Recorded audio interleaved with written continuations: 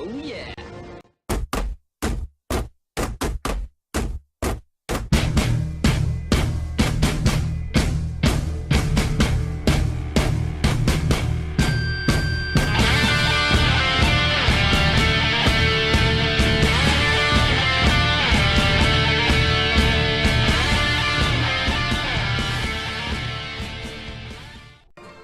What's up, viewers? Zadis here, back at it again with another top 5 Kingdom Hearts video. Today for my top 5, it's gonna be my favorite characters that are not original to the Kingdom Hearts series that make an appearance in the games. So, let's hit it. Let's start things off with number 5, shall we? My number 5 is Squall. That's Leon. Oh, sorry. Squall Leonhart, or Leon as he goes by in the Kingdom Hearts games, is originally from Final Fantasy VIII. Now, obviously there's going to be a few Final Fantasy characters on this list, but most of them I have not played or definitely haven't beat their original game, and Squall is no different. His Final Fantasy VIII, I own it, and I played a few minutes of it, but kind of got stuck, and it sits in my collection collecting dust. I should probably get back to it, and I will eventually, but anyways. So a few things I love about Leon. His sword, first and foremost. I just love that a sword and also a gun, the perfect long range, distance and close range weapon. I've just always loved his weapon, and it's probably one of my favorites. Another thing, I think it's interesting how his outfit is pretty much the same as it is in Final Fantasy VIII, but they gave him long hair. I don't know why, but I kind of like it.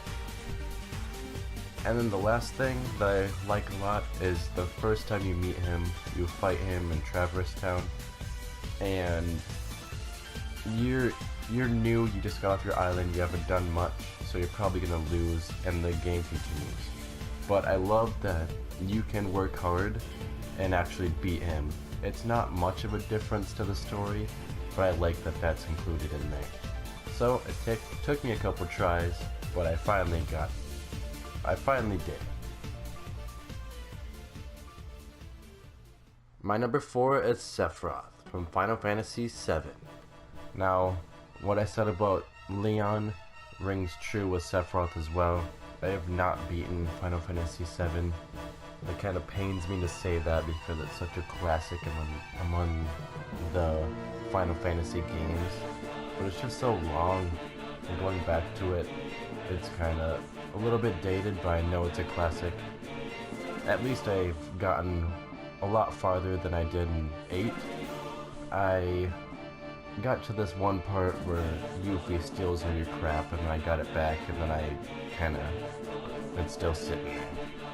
But I'm definitely gonna have to beat that before the remake comes out. But back to Sephiroth. He's the main bad guy of Final Fantasy VII. I'm sure you already knew that. Most people know the story of 7, so that's why I don't feel too bad about not completing it yet. But if you know me, you know that I'm not really a fan of the bad guys, but I have Sephiroth on this list because he gives you one of the best boss battles in the Kingdom Hearts series. Yeah, I know the Lingering Will is probably better, but I haven't got that far yet. But Sephiroth is just a great challenge. I still haven't even beaten him in the first Kingdom Hearts game. But in the second one, I know that it's an awesome battle, and you sit there. I know the complete dialogue that goes on before the battle starts because I've listened to it countless times. But him I have actually beaten and got his weapon, and then you just feel so achieved. Like, oh, I beat Sephiroth, what have you done? Like, yeah, I know everyone's beat Sephiroth, but you just feel really achieved after you do that, so that's why he's on my list here. My number 3 is Cloud Strife. Now, if you don't already know, Cloud is from Final Fantasy VII, just like Sephiroth. So I've already talked about what I think about that game, so let's get on to why he's on this list. Number 1, like Leon, he's a boss character that if you beat him, or you don't, you still continue on with the game, but if you do beat him, you get a slightly different outcome, like just a little snippet of a video that's a little bit different that just makes you feel like you accomplished something, which I really like to see in games, and I haven't seen that very much. So I love that little piece of detail. But probably the biggest reason is how they made him look in Kingdom Hearts. So, well, it's just super badass, let's be honest. But if you know Final Fantasy VII or paid attention on my Let's Play of Dirge of Cerberus, you would know that his outfit in the original Kingdom Hearts is actually a merge of his Final Fantasy VII outfit with Vincent's outfit.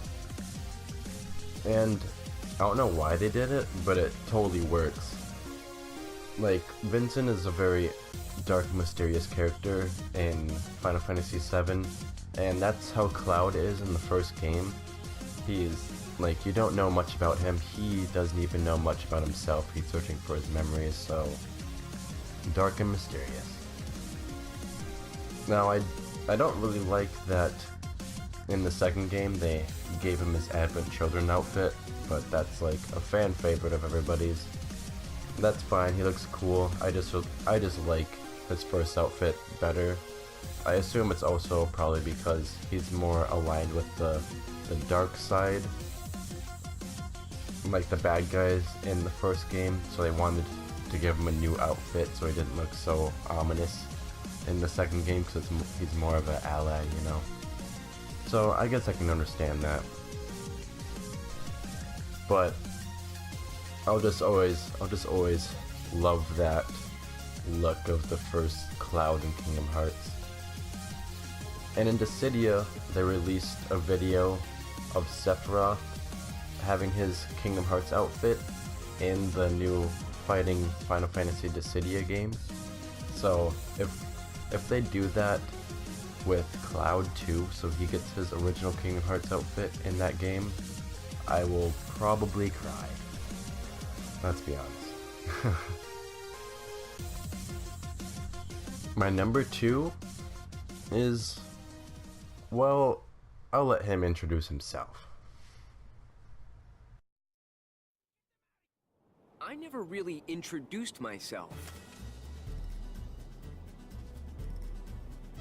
The name's Zack. My number 2 is Zack Fair from Final Fantasy VII Crisis Core. So, unlike all the other characters on this list, except number 1, spoiler, sorry, I have beat his game entirely, so I know his story, and that just makes me appreciate that he's in this game so much more. I love Crisis Core so much, it's one of my favorite games, and it was originally on PSP, and so was Birth by Sleep, so I beat it a little, like not too long before Birth by Sleep came out, but when I was playing Birth by Sleep, I was not thinking that Zack was going to be in it, so it caught me by surprise, and I just loved it. Just seeing him, like, somewhere else other than his own game, like, you know, I feel like Zack doesn't get enough recognition. Like, everyone loves Cloud, everyone knows Cloud, but without Zack, there would be no Cloud. He is like Cloud's origins. Cloud is who he is because of Zack, and he just doesn't get enough recognition. So I'm so glad they put him in Kingdom Hearts, and I hope they kind of talked about meeting each other again, so that would be, like, Ventus says that he's gotta meet them again when they're both heroes again, him and Hercules. So I hope, like, in 3, we've already seen screenshots of Hercules being in his team and being a hero, obviously. So that would be so cool if Zack showed up in Kingdom Hearts 3. being his more adult self with his scar and his chained hairdo, and actually having the Buster Sword, and then him meeting Cloud again. Oh my gosh, that I want to see that so bad. And yeah, there's just one reason why he's not number 1 on my list, and that's that they put him in the stupid Hercules outfit. Like, I don't know, I think that outfit just looked really tacky and stupid. But I mean, at least he made it in, and that's good enough for me. My number 1 is... Hey, I didn't catch your name.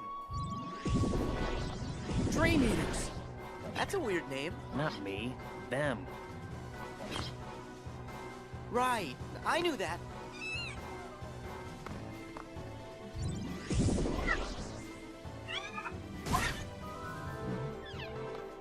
Don't let them surround us. Let's split up. Got it. Oh, it's Neku. Huh? Neku Sakuraba. You asked. Neku Sakuraba. That's a mouthful. No, it's really not. Come on, Neku. Let's take him.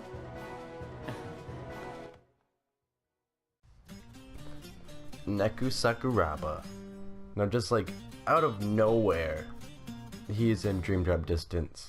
Like, I was looking at games to play before Dream Drop Distance came out, and I heard of The World Ends With You, and it's an underrated Square Enix game for the DS, but it's so good.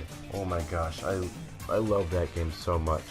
And I feel like a lot of people don't know about it, but obviously there was at least a decent sized fan following because he got into Kingdom Hearts Dream Drop Distance. And I love that.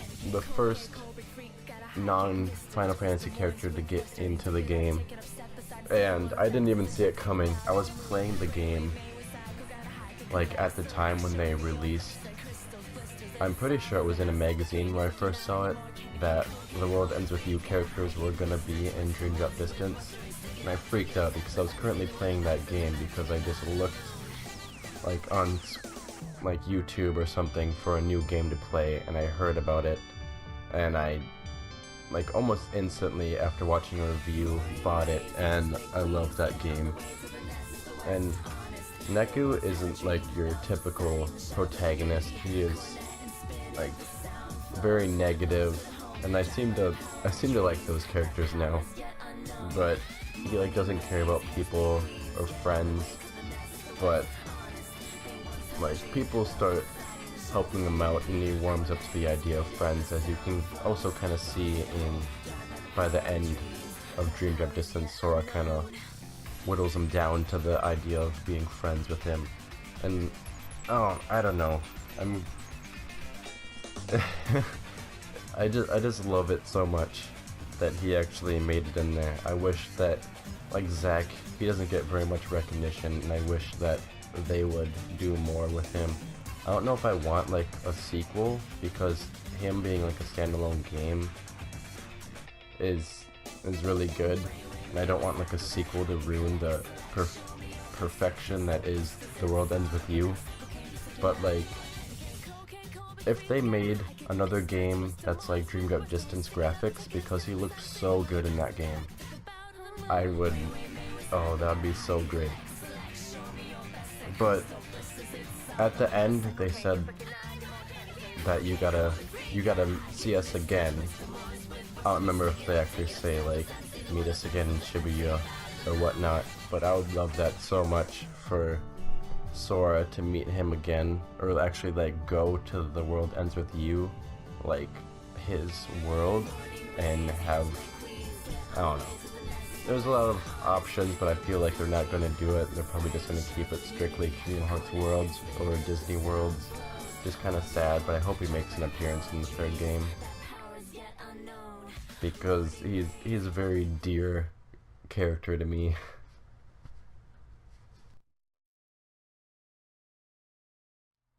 So those are my top 5 characters unoriginal to the Kingdom Hearts series. Feel free to leave a like or comment your favorite characters from the games. And if you like this video and want to see more videos like it, make sure to subscribe. And if you do, maybe we could grab some ice cream and hang out. I have this great spot with a perfect view of the sunset. Anyways, thanks for watching, and I will view you guys later. Hey, Roxas. Bet you don't know why the sunset's red.